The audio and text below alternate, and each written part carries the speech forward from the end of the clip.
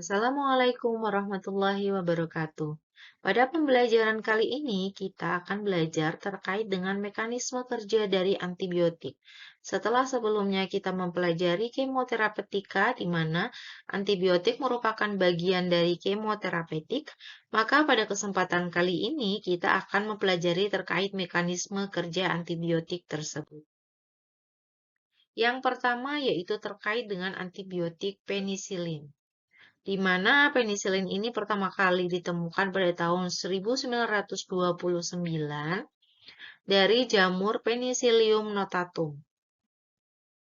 Penisilin ini digolongkan ke dalam antibiotik beta-laktam karena dia memiliki ciri-ciri cincin beta-laktam di dalam struktur kimianya, di mana cincin beta-laktam ini memiliki aktivitas biologis yang berperan penting dalam melemahkan bakteri.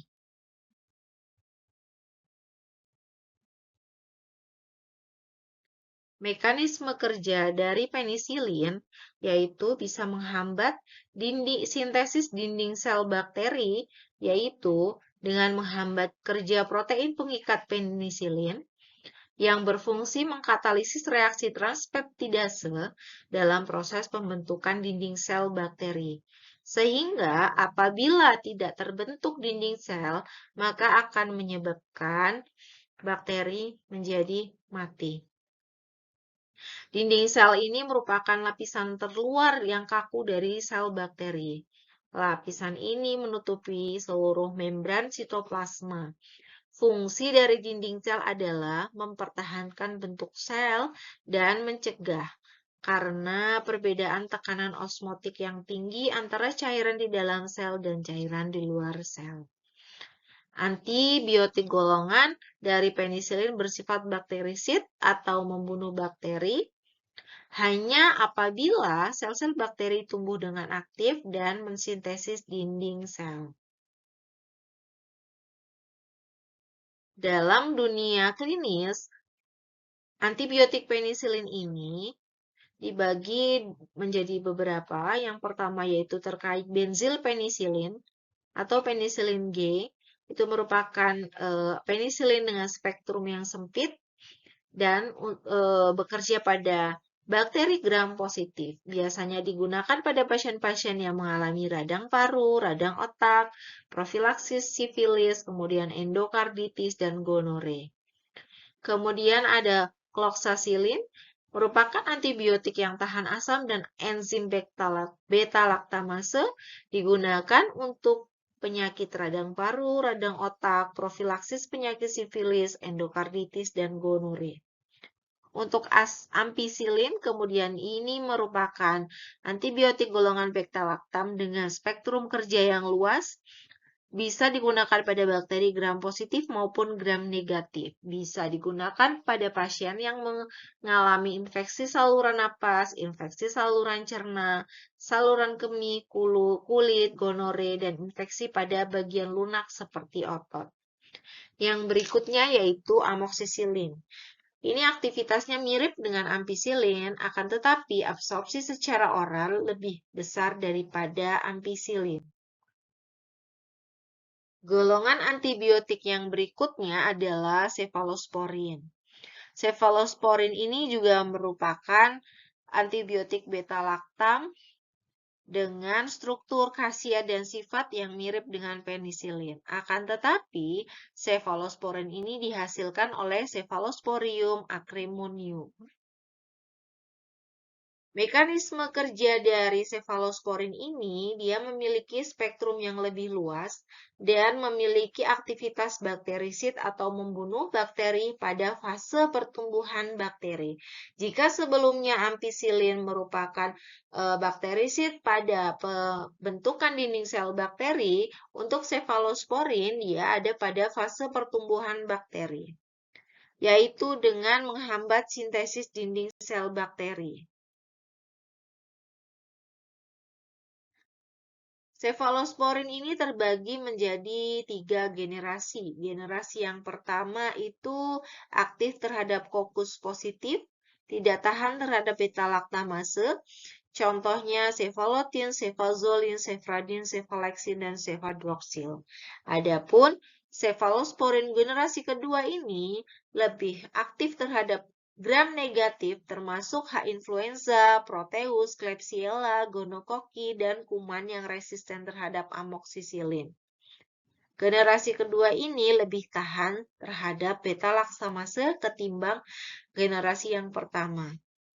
Kemudian untuk aktivitas terhadap gram positif ini kurang lebih sama dengan generasi yang pertama. Contoh obatnya Cefaclor, Cefamandol, Salbutamol, dan Cefuroxim. Mohon maaf, maksudnya ada 4 generasi cefalosporin. Generasi yang ketiga yaitu aktivitas terhadap gram negatifnya lebih kuat dan lebih luas, meliputi Pseudomonas dan Bacteroides. Kemudian dia lebih resisten terhadap beta-laktamase. Contoh obatnya ada cefoperazone, cefotaxim, ceftriaxone, ceftriaxone, cefotiam, cefixim, dan cefprozil. Untuk generasi keempat ini sangat resisten terhadap beta-laktamase dan cefepim sangat aktif terhadap Pseudomonas. Contohnya cefepim, cefpirom. Antibiotik golongan yang selanjutnya yaitu aminoglikosida. Aminoglikosida ini dihasilkan oleh jenis fungi Streptomyces dan Micromonospora. Semua turunan dari aminoglikosida dia mengandung gula amino yang saling terikat dengan ikatan glikosida. Mekanisme kerja dari aminoglikosida ini bersifat bakterisid dan merupakan antimikroba dengan spektrum luas, terutama pada bakteri gram negatif. Aminoglikosida ini memiliki mekanisme menghambat sintesis protein bakteri dengan cara terikat pada ribosom subunit 30S dan menyebabkan salah baca kode genetik yang dapat menyebabkan terganggunya sintesis protein pada bakteri.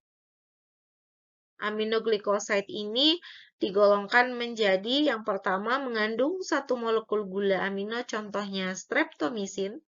Dia biasa digunakan untuk pasien-pasien tuberkulosis, pes, tularemia secara intramuskuler. Kemudian ada aminoglikosida yang mengandung 2 molekul gula amino yang dihubungkan dengan molekul sikloheksana, contohnya kanamisin dan turunannya yaitu amikasin, dibekasin, gentamisin dan turunannya seperti tobramisin, netilmisin. Indikasinya juga bisa digunakan untuk tuberkulosis, pes, tularemia, sepsis, pneumonia yang resisten terhadap obat-obat ya secara intramuskuler, meningitis, tobramisin untuk Pseudomonas. Kemudian ada juga aminoglikosida yang mengandung 3 molekul gula amino, contohnya neomisin, framisetin, paromomisin. Di mana aminoglikosida yang mengandung 3 molekul gula amino ini dia bisa digunakan untuk infeksi kulit ataupun mukosa atau dapat digunakan untuk mengurangi populasi bakteri di usus besar atau di kolon sebelum operasi atau pada kegagalan fungsi hati. Contohnya yaitu obat berupa neomisin. Asalnya yaitu dari jamur Streptomyces venezuela yang pertama kali disintesis. Aktivitas dan mekanisme kerjanya merupakan antimikroba dengan spektrum yang luas. Chloramphenicol ini umumnya bersifat bakteriostatis terhadap Enterobacter dan Staphylococcus aureus. Kemudian bersifat bakterisid terhadap Streptococcus pneumonia, Neisseria meningitidis, dan Haemophilus influenza. Mekanisme kerja dari chloramphenicol yaitu menghambat sintesis protein pada bakteri, di mana chloramphenicol ini akan terikat pada ribosom subunit 50S dan menghambat enzim peptidyl transferase sehingga ikatan peptid tidak terbentuk pada sintesis protein bakteri. Penggunaan klinis dari chloramphenicol untuk saat ini hampir jarang sekali digunakan karena toksisitasnya lebih tinggi daripada efektivitasnya. Tetapi dapat digunakan jika memang chloramphenicol ini sangat dibutuhkan, misalnya pada demam tifoid, meningitis, atau infeksi anaerob khususnya abses otak. Tetapi apabila masih ada antibiotik lain yang memiliki aktivitas yang sama, maka chloramphenicol sebaiknya tidak digunakan. Untuk penggunaan topikal, chloramphenicol masih banyak digunakan, biasanya digunakan untuk infeksi mata karena memiliki spektrum yang lebih luas. Yang berikutnya yaitu tetrasiklin. Tetrasiklin ini dihasilkan dari fungi Streptomyces dan Aureophacien serta Streptomyces rimosus atau menghasilkan oksitetrasiklin. Tetrasiklin ini merupakan antibiotik dengan spektrum luas, tapi kegunaannya sudah menurun karena adanya peningkatan resistensi dari bakteri. Mekanisme dan aktivitas dari tetrasiklin ini bersifat bakteriostatis untuk bakteri gram positif, negatif, untuk rickettsia, untuk chlamydia, mycoplasma, serta untuk beberapa protozoa. Mekanisme kerja dari tetrasiklin ini yaitu dengan menghambat sintesis protein pada bakteri, yaitu dengan mencegah penambahan asam amino baru pada rantai peptida yang sedang dibuat. Tetrasiklin ini akan memasuki sel mikroba dengan cara difusi pasif atau dapat juga masuk dengan cara transport aktif. Tetrasiklin diindikasikan untuk infeksi saluran napas, akne, saluran kemih, Helicobacter pylori, dan disentri. Untuk dosisnya antara 250 hingga 500 mg 4 kali sehari. Yang berikutnya yaitu doxycycline, bersifat bakteriostatis terhadap kuman yang resisten terhadap tetrasiklin dan atau penisilin. Diindikasikan untuk penyakit kelamin seperti sifilis, gonore, kemudian plasmodium falciparum dan profilaksisnya. Dosis doxycycline untuk infeksi umum atau malaria 100 mg, 1 atau 2 kali sehari. Golongan antibiotik yang berikutnya yaitu makrolida. Makrolida ini merupakan suatu antibiotik yang dihasilkan dari Streptomyces erytheus, yang contoh dari makrolida yang dihasilkan dari hal tersebut yaitu erythromycin. Jadi erythromycin adalah makrolida pertama kali yang ditemukan dari Streptomyces erytheus.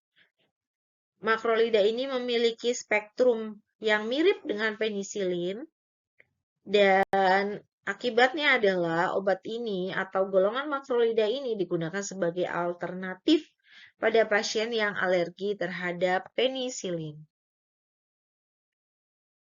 Makrolida ini bersifat bakteriostatis terhadap bakteri gram positif. Kemudian dengan cara menghambat sintesis protein bakteri, yaitu berikatan secara reversibel dengan ribosom subunit 50S. Untuk erythromycin, biasanya merupakan first line dari infeksi paru yang disebabkan oleh Legionella pneumophila atau Mycoplasma pneumonia. Erythromycin ini juga bisa digunakan untuk infeksi usus karena Campylobacter jejuni atau infeksi saluran napas, kulit, dan beberapa infeksi lainnya. Erythromycin merupakan second line apabila terdapat resistensi dan hipersensitif pada obat-obat golongan penisilin. Kemudian ada azithromycin. Ini diindikasikan untuk infeksi saluran napas, kulit, otot, ISK, dan juga infeksi Mycobacterium avium pada pasien HIV. Untuk spiramycin diindikasikan infeksi mulut tenggorokan dan saluran napas. Merupakan pengobatan alternatif untuk infeksi toxoplasmosis. Dan clindamycin diindikasikan untuk akne yang digunakan secara topikal.